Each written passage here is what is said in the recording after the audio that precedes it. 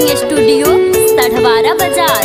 अच्छा मननी पूर्ववा न जैती ये रानी, तहर लालिया बाली कैसे लैती ये रानी, लैती ये रानी।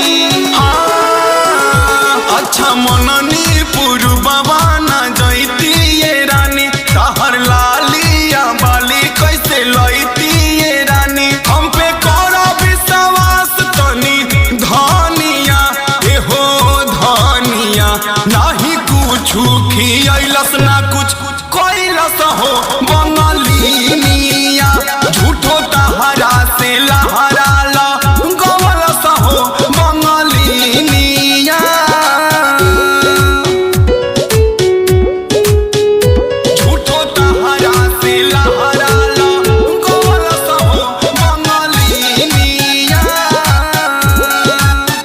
आदित्य रिकॉर्डिंग स्टूडियो सढ़वारा बाजार। बात खाली कायला से भरी नहीं पेट हो, शक बाटे भइल तहरा माथा में सेट हो, शक बाटे भइल तहरा माथा में सेट हो।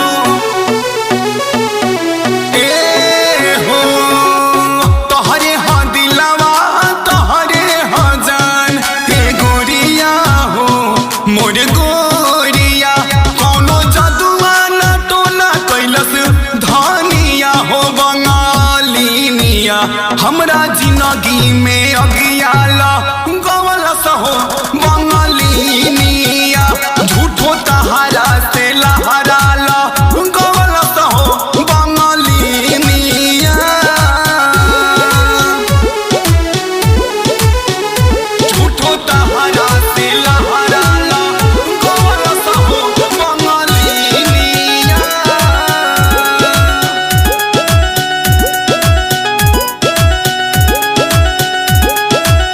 4 साल रहला से नावे के हुनियारा, धर के ला आजो खाली तोहरे नावे जियारा, धर के ला आजो खाली तोहरे नावे जियारा।